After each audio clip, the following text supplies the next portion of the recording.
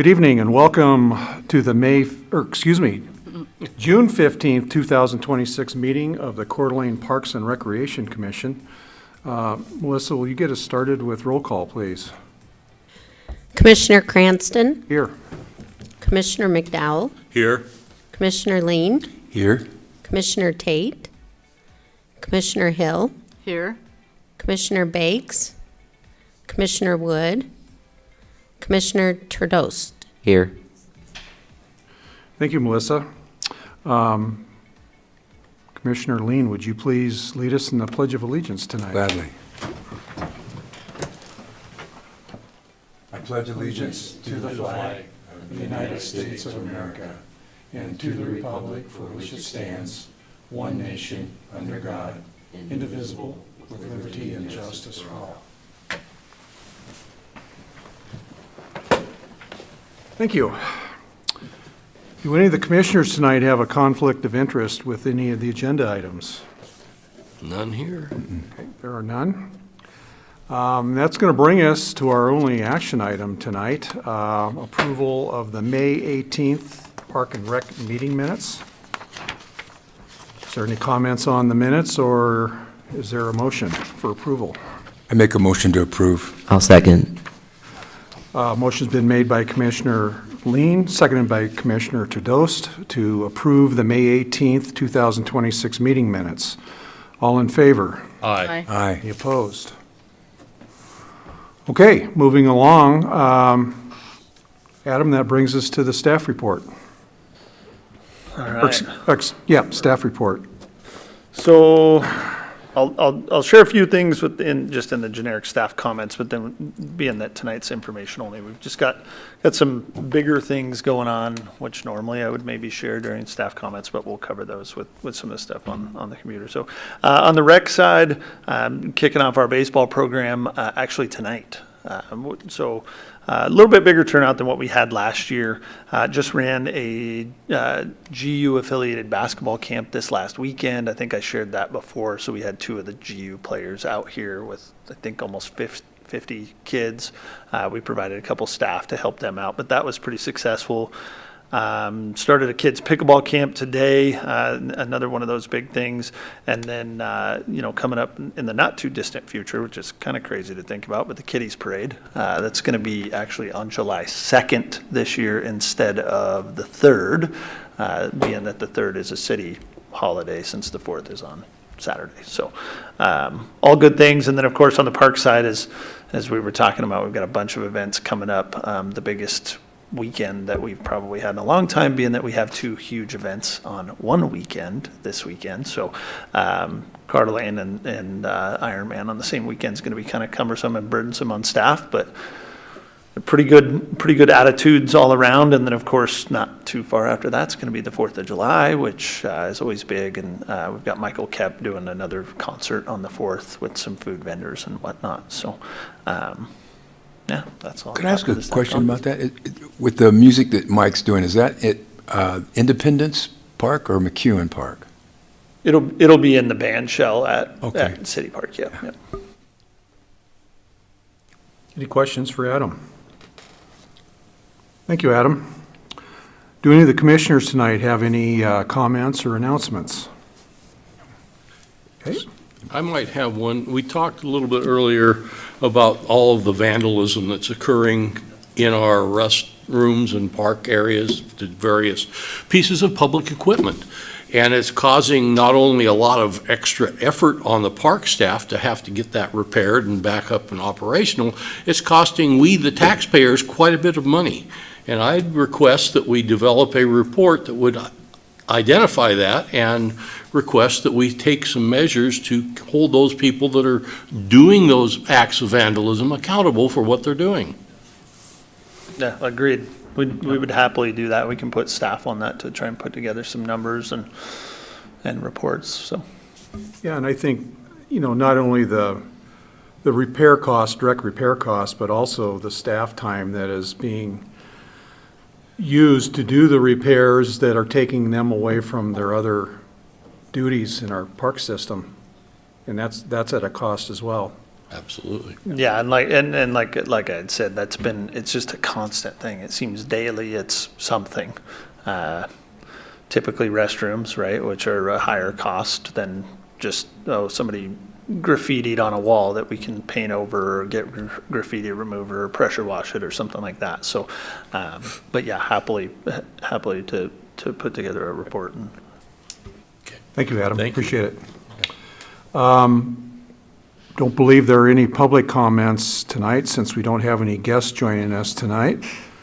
So this is kind of the point of our meeting where we're kind of turning everything over to you, Adam, because you do have a number of presentations on information-only items. So why don't you go ahead and take over with the first item regarding building maintenance.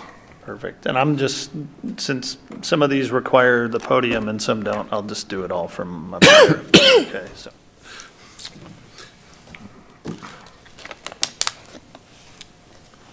Try not to tap on this too hard to make noise. So the building maintenance one, we don't have any photos to show. A couple of these projects are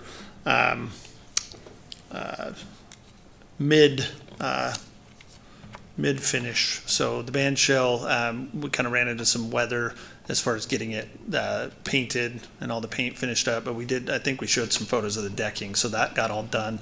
Adam Karitko, our building maintenance superintendent, has been working with JB's Painting, is who's doing the painting, to try and finish it up. So once that's done, we'll probably have him come and give a presentation, full presentation on the band shell. He's got another, the same company that did the work there, that's doing some work at the Fire Training Center. So once that's complete, we'll bring that as well. But he just did some more interviews for the last custodial position. So fingers crossed, this one's going to stick, and we'll be fully staffed there. He's been kind of, moving people here and there to try and cover all the responsibilities with this and City Hall and PD. So as far as building maintenance, that's kind of all we've got for that.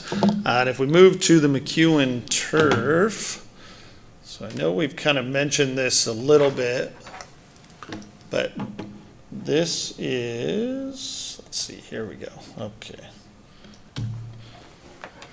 So part of the reason that we didn't bring this to Park and Rec as an action item first was because we were trying to we needed to get it on the council agenda to get approved by council as soon as we could, to help speed up lead times for the turf and getting all that going. It's a 2 to 3 week lead time for them to order the turf product.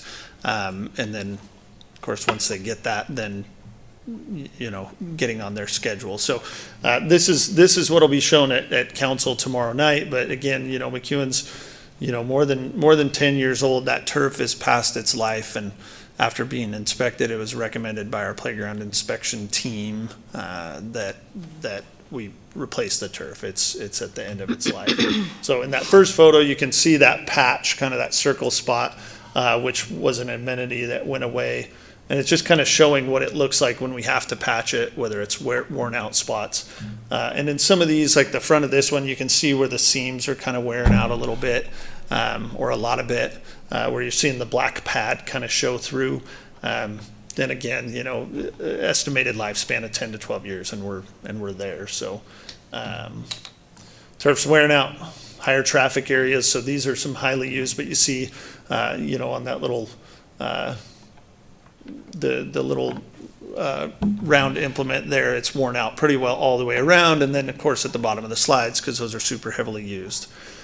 So one of the nice things, actually, if we go back to that real quick, the company that we chose, so if they get approved tomorrow, in some of these zones where it gets worn out a bunch, they're going to design it in a way that it's a Velcro removable piece, pre-cut. So much like, I don't know if any of you are familiar or have seen turf ball fields. They'll do that for batter's boxes a lot, because the batter's boxes on a turf ball field get the most wear and tear.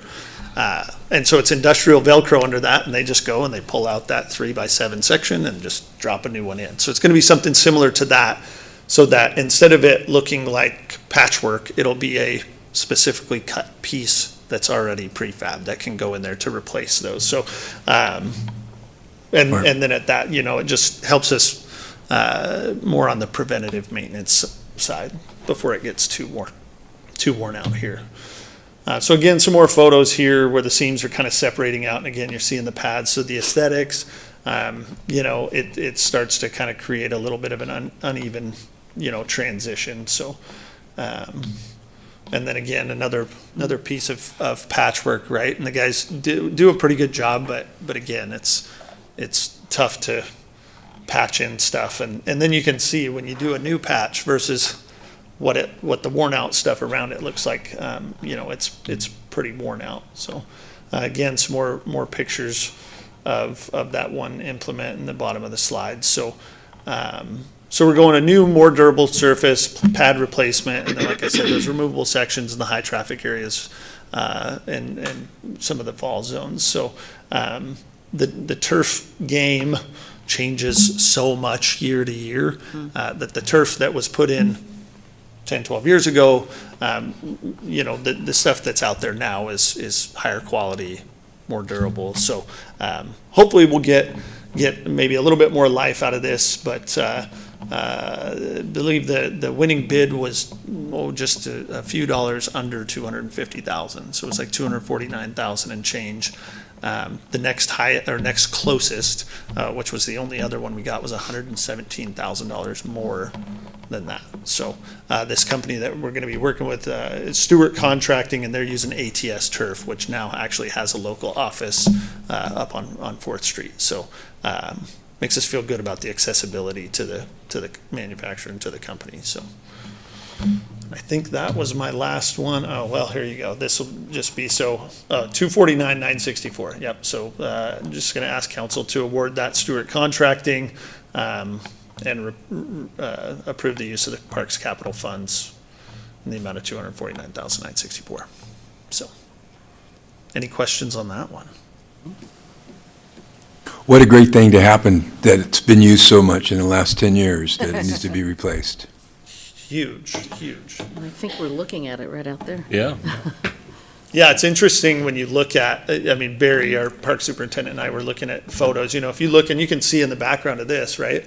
All of that stuff, other than the piece closest to us on the bottom left, all the stuff is all artificial turf, and it looks like green, lush grass. So that just shows you how much wear and tear and how matted down, and so it's past time to take care of that one. So, all right.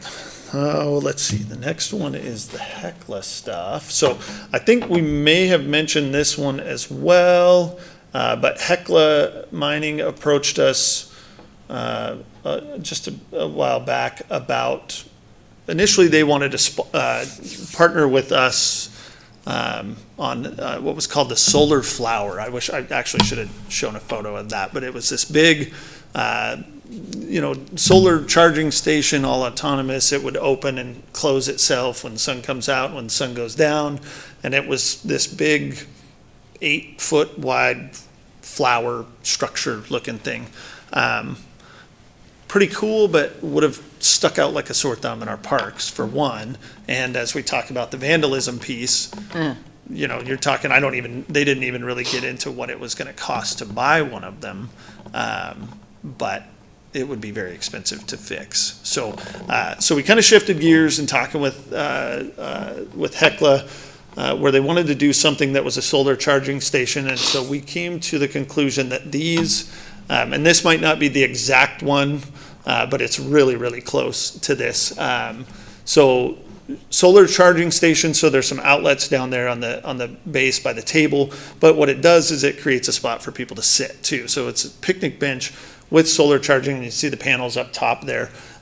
So Hecla is actually going to purchase 3 of these, and where we're going to put them, we don't have exact spots, but we're going to put them somewhere down in the plaza, down here at McEwen. So potentially kind of along the seawall right there, kind of by the boat launch, and then one will be placed reasonably close to where the harbor house is, kind of down that way a little bit. Keeps them visible, and then kind of adds some aesthetic and some places to sit down there, because that space right now is just a huge open concrete spot.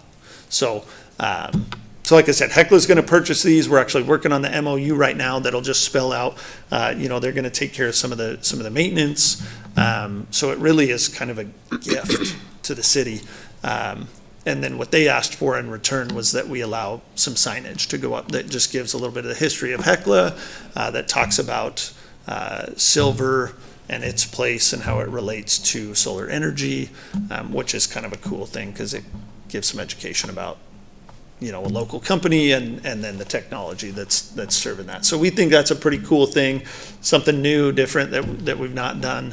But it also adds, again, another seating option, where people can grab food from the buoy and go sit there and charge their phones and have a burger or something like that. So, Well, Adam, one of the things that were discussed since McEwen Park project was completed, and was adding shade elements to that open plaza space, so it would get more use. There wasn't any available funds in the construction budget to provide those, so, it's always been something that we've been looking for opportunities to provide shade elements down there so that it would get more use, and Right.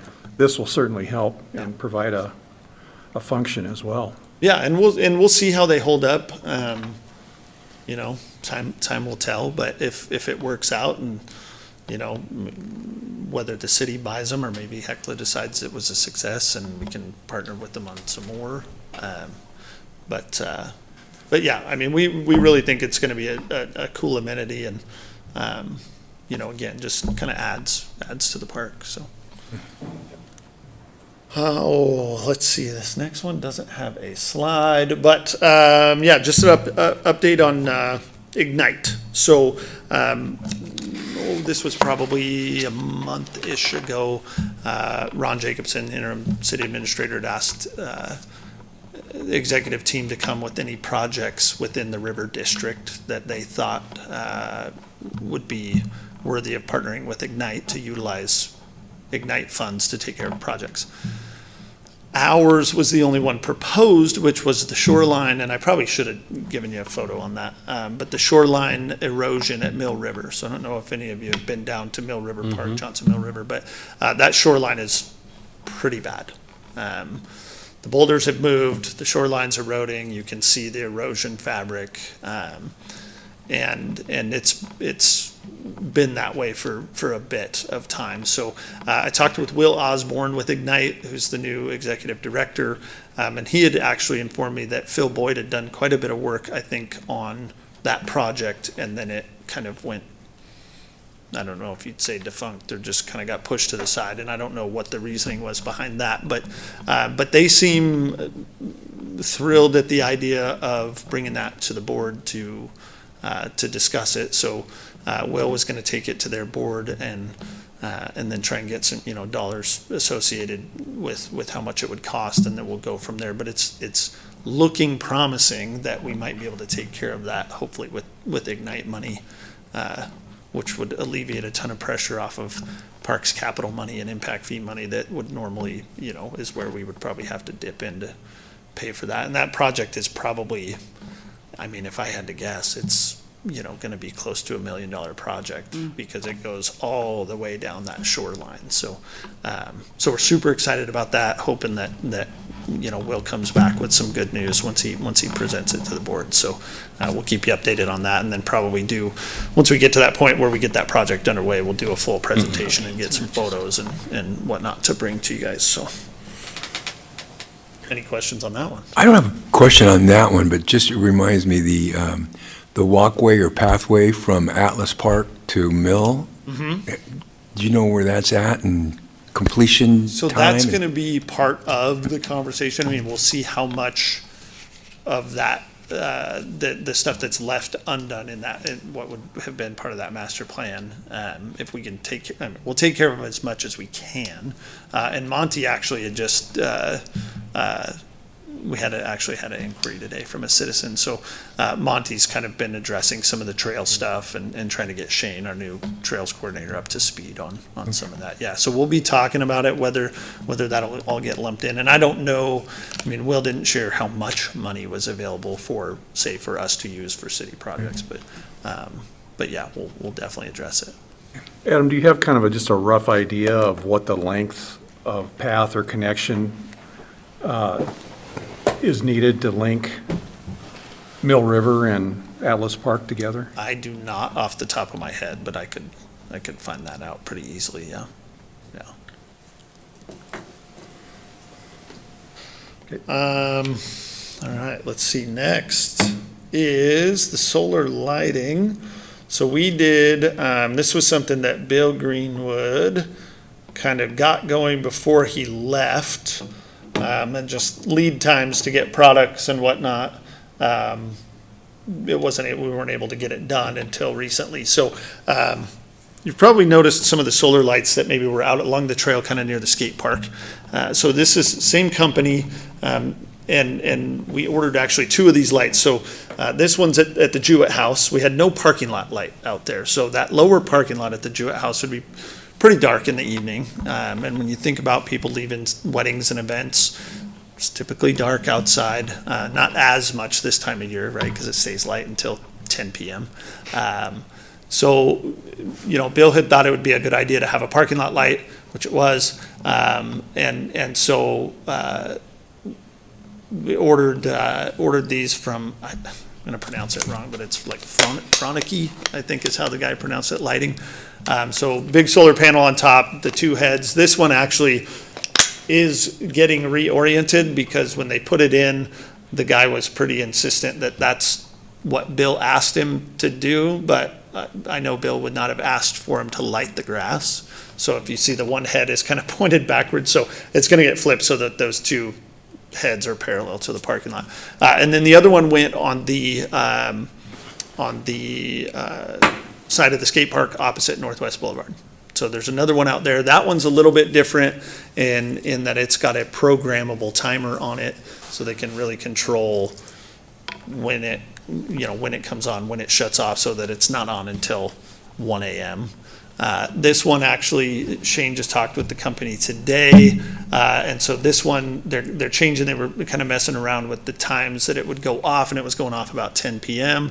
This one we really would like to be on most of the evening, so it's going to be at full brightness until about 10 p.m., or 1 a.m., and after that it'll go to about 40% for the remainder of the evening, until the sun comes up. So there's still plenty of light to light the parking lot, it just won't stay super bright all night. So, but the one at the skate park looks identical to that, with the exception of it's got a little bit another piece that's mounted to the pole for that programming piece. So, and I think that was the last.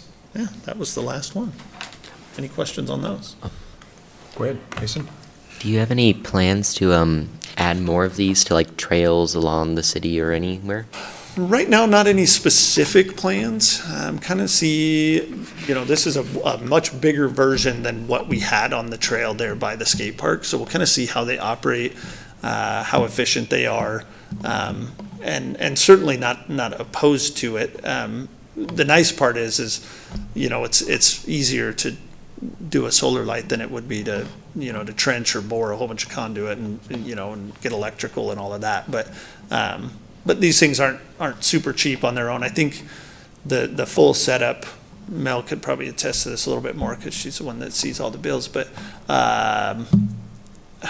we were close to $8,000, I think, for each one, including the concrete base and the full How setup. much was the cost? About $8,000, I think, was. $8,000 We were real close per? to that, I think, per. So, but yeah, it would definitely be an option elsewhere that, if we didn't have power access and all of that, so. Well, one thing about it, it's kind of a self-contained unit, and it could be added anywhere that's felt there was a need for lighting. Right. And so this would be a kind of a great furnishing that people could donate, whether it's through the Parks Foundation Sure. or other means, like they, donate benches and those kinds of things. So, given that there's not other infrastructure that needs to be connected to it, Yeah. that might be something that could be made available Yeah. to people to purchase for the Yeah, that'd be parks great. system. Yep. Whatever. That down. Anything else for Adam? Thank you for the presentations, Adam. Very informative, and I appreciate it. We're kind of at the end of our agenda here this evening. Does anybody else have any comments or announcements before we wrap it up? Mike? One thought on the solar lights.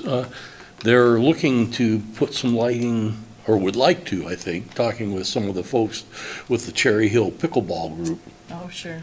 And they would like to see some lighting for the pickleball courts down there.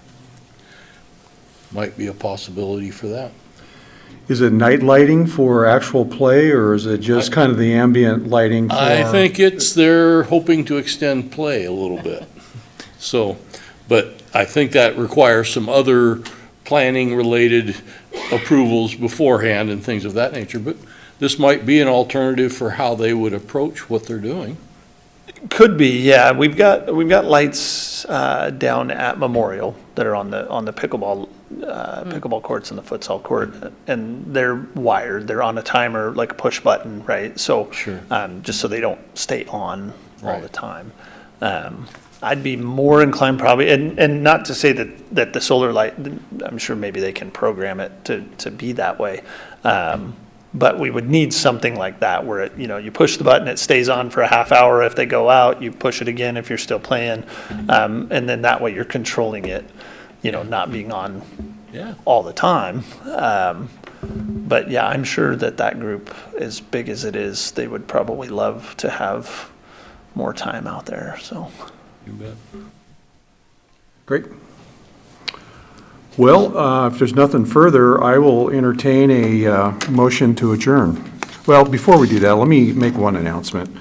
That would be our next regular Park and Recreation Commission meeting, would be Monday, July 20th, 2026, 5:30 right here in the library community room.